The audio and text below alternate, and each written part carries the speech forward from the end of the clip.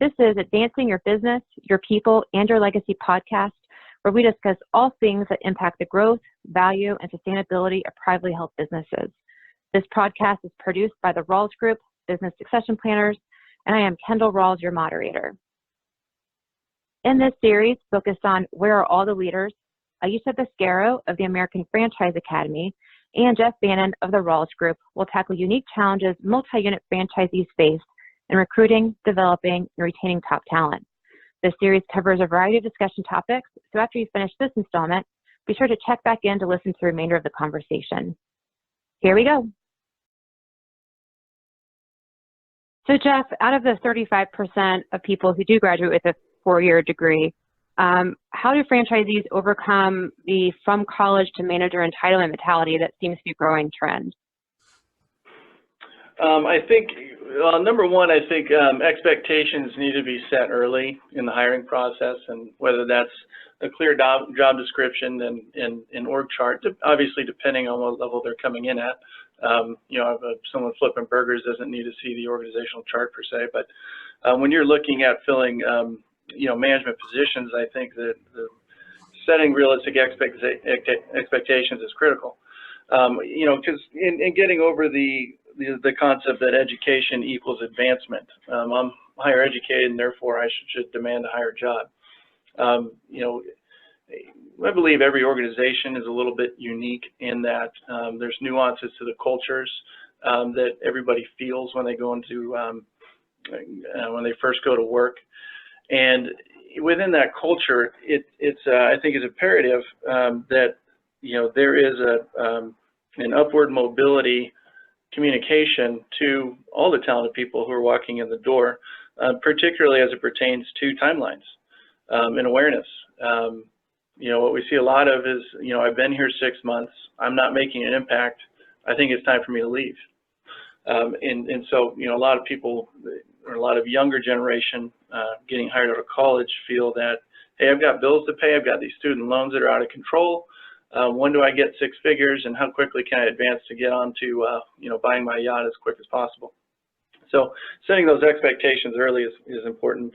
And I think overall that there's a perception I believe of the franchise industry that there's an inherent conflict between what a highly educated person has heard throughout their developmental life, which is it's all about you choose what you want to specialize in, whatever major that's going to be, and then focus on becoming your best self and its individuality. And that's inherently conflicting with the idea of a franchise that has a very standardized processes and procedures, which says, we are this brand, this is how we do things, and get on board or get out. Perception that can be intimidating to people graduating from college. I didn't sign up to go, slave away in someone else's, job model that they built for me. I want to be the best me. So I think breaking down that perception is critical to getting more highly talented people into the industry. Yeah, let me add that. I think that's something else that is important as you do make clear of what the expectations should be. Giving people the opportunity to have a job shadow or a view of what the role is going to be once they are in the organization, so that they understand, what they're going to get into.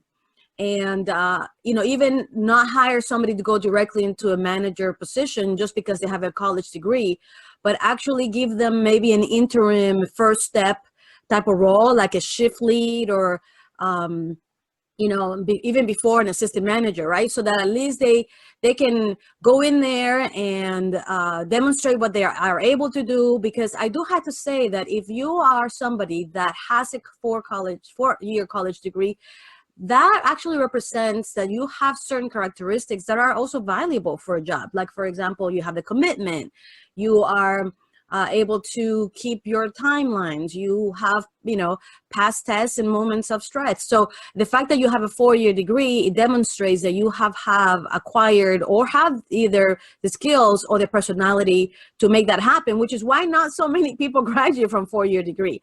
So that it does demonstrate that you have certain skills, but doesn't mean that you have all of them. And so I think that creating one of those interim positions, that you can come in, get on board and start, maybe not at the bottom washing dishes, but at a level in which you can then demonstrate, okay, yeah, I do have some knowledge, I do have some skills.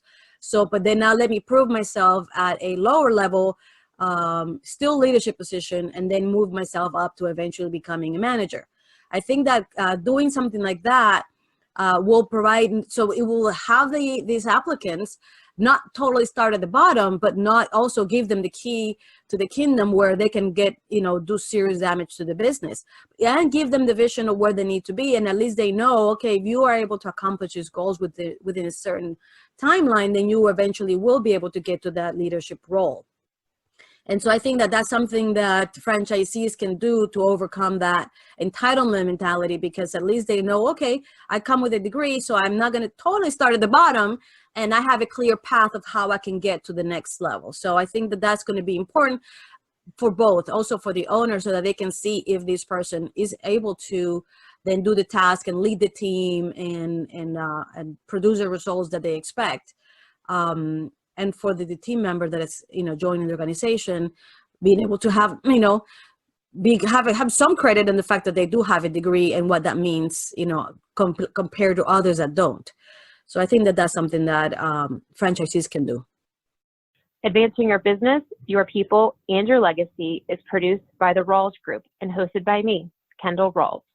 Thank you to Aichia Bascaro with the American Franchise Academy and Jeff Bannon, a succession planner with the Rawls Group, for their expertise and content contribution to this series. You can hear more of this discussion on the Rawls Group's website at www.rawlsgroup.com. Thanks so much.